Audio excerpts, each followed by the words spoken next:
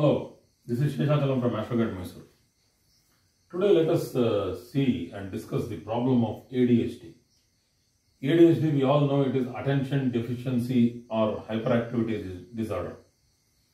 This is not a disease as such because this happens at childbirth and it is there for certain people. They recover very fast after childbirth.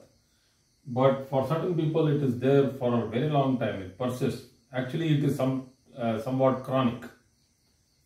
So we need to see this in a very delicate manner to understand whether there is a problem in a child. So what are all the main characteristics of attention deficiency? First of all, the name itself tells that the person lacks focus. So lacking focus, that means mercury should be weak. Secondly, if it is chronic in nature, then Saturn should be affecting either the buddhi, that is Mercury, or the ascendant, that is the Lagnadipati, or the ascendant Lord, that is Lagnadipati, and the ascendant itself, that is the Lagna. And hyperactivity. Let us say that anxiety is very high and the person, it's like we always tell that a person is hyperactive when we give the example of water jumping over a hot pan which is heated to a very high level. There is a phenomenon like that. So you just sprinkle water and then it starts jumping. The bubbles become, the vapor below the bubble will start putting it. So that means what am I trying to tell is these people are unstable. You put them into any task and they will not be able to complete the task, or the stability of completing the task is very less. So why does it happen? Once again, the focus. Focus is to be seen from the third house of a chart.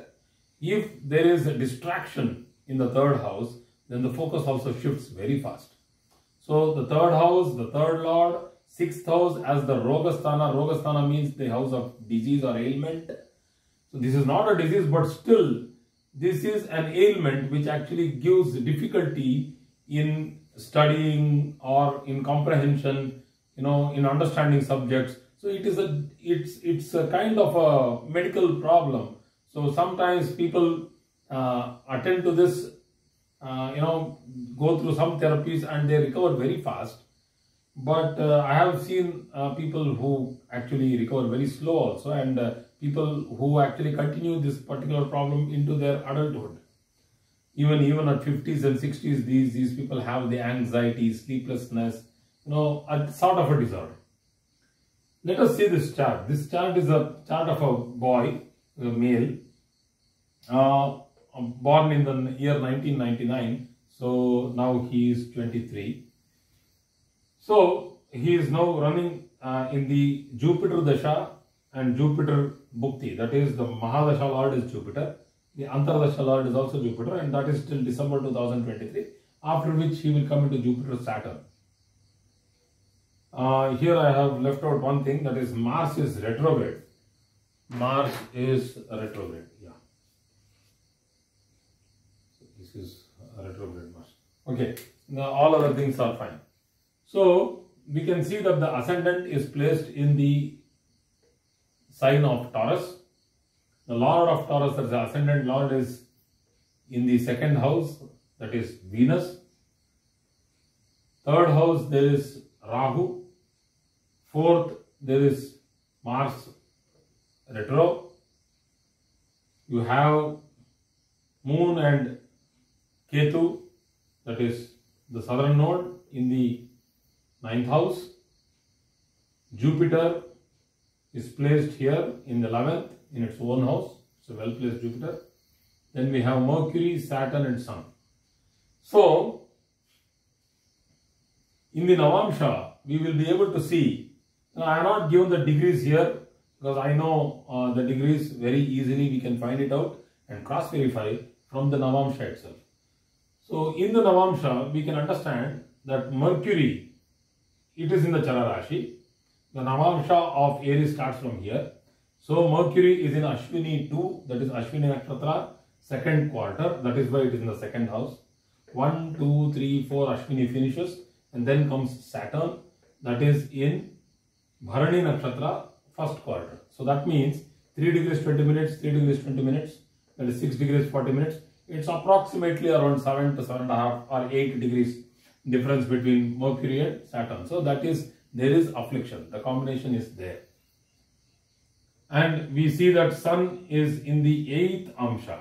That is, Sun is in Ashwini, Bharani 4. That is Ashwini 1, 2, 3, 4. Bharani 1, 2, 3, 4. It is in Bharani Nakshatra, 4th quarter. I am trying to teach like this because if I give you the degrees, it will be easy for you to simply calculate. Let us understand how to calculate from the D9 chart. We have to get used to it. In the advanced classes, we will not be putting all the degrees because you should know how close it is by seeing the D9 chart itself. So, Moon and Ketu are placed in the 9th house. And if Moon and Ketu are placed in the 9th house, we need to understand whether they are together or what. So when we see the Amsha Kundali, that is the Navamsha, we see that Ketu and Moon are within one Amsha. That is, Moon is in a Chararashi, Ketu also is in a Chararashi, that is Capricorn, and Ketu has moved 8 Amshas, Moon has gone to the 9th Amsha. That means Ketu is somewhere here and Moon is here. That means Dhanishta 1, Dhanishta 2. Ketu is in Dhanishta 1, which falls here in the Leo as a Amsha, and Moon is in Dhanishta 2 in Makar Rashi, which falls in Kanya Navamsha. So that means they both are very close together. That Moon has totally got afflicted by Ketu. So one by one, let me go now to understand whether there are difficulties that the boy is facing. So we can understand here that Saturn, which is a chronic planet, Saturn is chronic, has association with Mercury, which is intellect, and Moon is the mind, is having problems because he is with Ketu. Saturn has an aspect on Venus. So let us see whether the aspect is strong or not. How can we see that from here? We do not have the degrees. Once again, go to the Navamsha and see where Saturn is posited. So Saturn is posited in the 5th Amsha, 1, 2, 3, 4, 5 from Aries. So that means it is in Bharani 1. Bharani 1. Saturn is in Bharani 1. So where is, that is Bharani 1 starts from 13 degrees 20 minutes to 16 degrees 40 minutes. So that means 0 to 320, 320 to 640, 640 to 10, 10 to 1320. Ashwini 1, 2, 3, 4 is finished. 1320 to 1640 is Bharani 1. So that is what is 1, 2, 3, 4, 5th. So Venus is in Mithun Rashi, and the Mithun Rashi Amshas starts from the 5th from it, 1, 2, 3, 4, 5. So that means it starts from here. So Venus is in 1 and 2. That means it is in the 2nd Amsha. That means it is Mrugashira 2. So where does Mrugashira 2 starts from? 2nd Amsha. It starts from 3 degrees 20 minutes to 6 degrees and 40 minutes. So that means there is not a strong aspect of Saturn over Venus. So Venus is well placed. There are no strong aspects, negative aspects on Venus. We can see it from all the planets. There are no negative aspects on Venus. So that means the Lagnadipati has escaped the major assault of Saturn or retro Mars or Ketu. No, there is no problem. So there is a problem from Saturn, Mercury, Moon, Ketu, and also Rahu, which is in the 3rd house, the house of communication. So it is in activity, house of activity. The house of comprehension, where a person can understand things, where a person can go into the higher level of understanding, comprehension, is the fifth house. The Lagna and the fifth house are the houses for comprehension. The house of comprehension is again ruled by Mercury, and it is placed in the 8th from the 5th. That is 1, 2, 3, 4, 5, 6, 7, 8. So again, the ability to understand comes down. So that means understanding ability, once again Mercury, low understanding, or I'll tell comprehension. Low comprehension, very low comprehension. So what will happen is the person will be naive because the moon is along with Ketu, which is also the third lord. He is very naive, he is innocent, he will simply go and understand, believe everything, whoever tells anything, because there are two things which Buddha gives, which is very important for this Kali Yuga. The first one, what Buddha gives, is calculation. The speed of calculation. Calculation. The second one, what Buddha gives, that is Mercury, it gives is manipulation.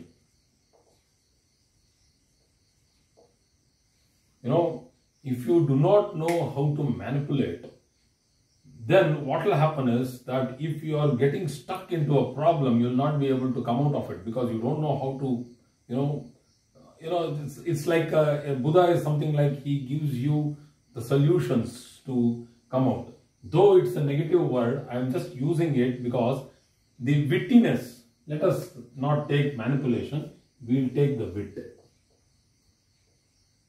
Wit, the buddhi, the Chanakshitana, what we call as the buddhi of the Chanakya, is to solve things in a witty way, like the Solomon. So, a person lacks all these three when Buddha, that is Mercury, is afflicted by Saturn, which is debilitated here. Saturn is the 10th and the 11th lord, debilitated in the 12th house, and it has a close relationship with Mercury. And both of these planets are not, fully combust. There is a lot of distance between Mercury and, Saturn, and Mercury and Sun, and Saturn and Sun. There's a lot of distance, but still Saturn is a little closer to Sun, but still it is out of combustion, because it is 6 degrees 40 minutes and somewhere around 8 degrees from Sun.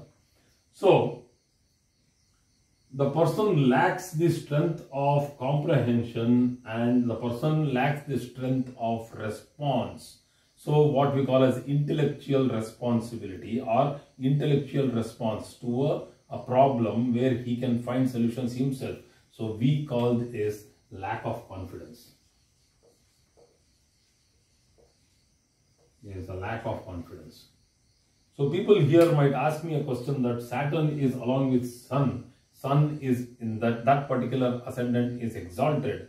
That particular Rashi is exalted. Saturn in that particular Rashi is debilitated. So that means there is a Nichabanga Raja Yoga.